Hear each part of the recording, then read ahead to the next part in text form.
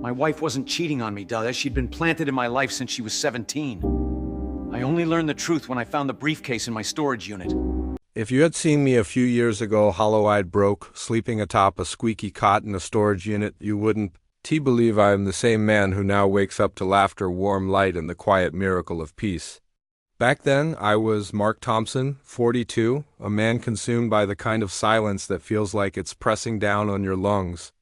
My world was a 10-12 climate-controlled metal box filled with canned soup, a duffel bag, and a belief that life was over.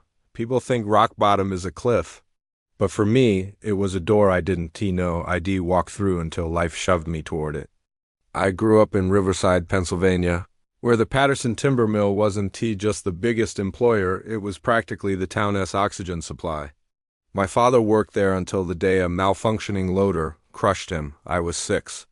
The investigation lasted less time than my mother's funeral prayer. Case closed, accident, move on.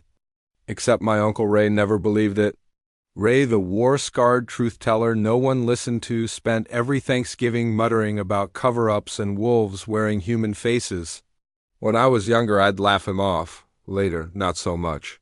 He always looked at me like he wanted to tell me something, but the world wasn't safe enough for it yet. Life moved anyway. I met Jessica in high school, pretty, bright, adored by everyone.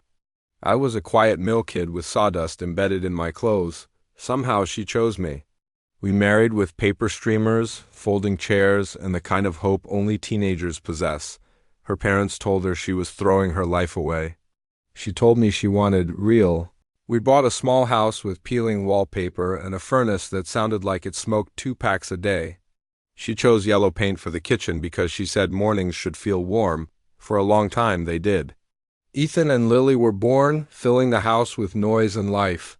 I worked 16 years at the mill, rising from loading trucks to operations manager. My clothes always smelled like sawdust. She used to say I smelled like something solid. Something real, but something shifted when old Mr. Patterson retired. His son Derek took over slick hair, expensive cologne, silk shirts, ego bigger than the mill itself, a man allergic to work but addicted to power. He was the kind of guy who pretended to care about the workers, then fired people for sport. Jessica started talking about him a lot. Derek says, Derek thinks. Derek believes you could do more. I thought she was being supportive.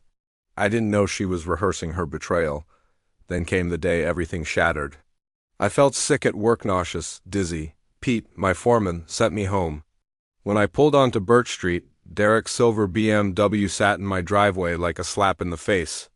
My first stupid thought was that something happened at work. Maybe he came to tell me personally. The front door was locked. We never locked it during the day.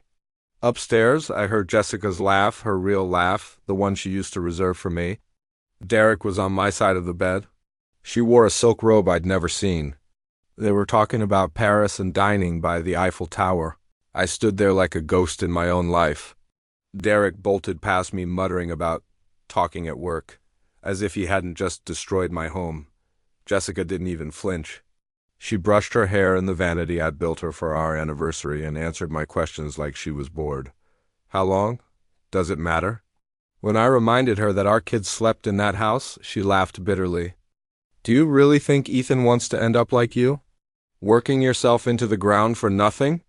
Lily, she said, deserved better. Then she told me Derek was taking her to Europe. He bought her a condo. She was done pretending this life was worth anything. I don't remember leaving the house. Just cold air hitting my face.